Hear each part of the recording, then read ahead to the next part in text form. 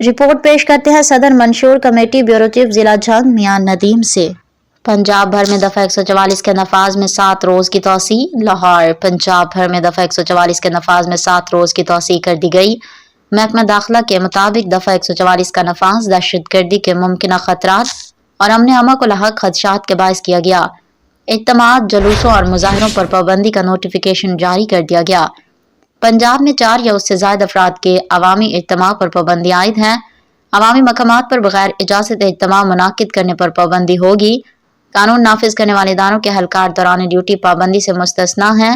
Notification کے مطابق شادی بیاہ، جنازوں اور تدفین سے متعلق اجتماعات پابندی سے مستثنیٰ ہیں۔ سرکاری، نیم سرکاری دفاتر کے اجلاس اور عدالتیں پابندی سے مستثنیٰ ہیں۔ پنجاب میں ہر قسم کے اسلحے کی نمائش اور عوامی مقامات پر استعمال پر مکمل پابندی عائد ہے۔ انٹیلیجنس رپورٹس کے مطابق حساس اجتماعات دہشت گردی اور فرقہ واریت کا ہدف بن سکتے ہیں۔ دفعہ 144 کے نفاذ میں توسیع 14 مارچ تک کی گئی ہے۔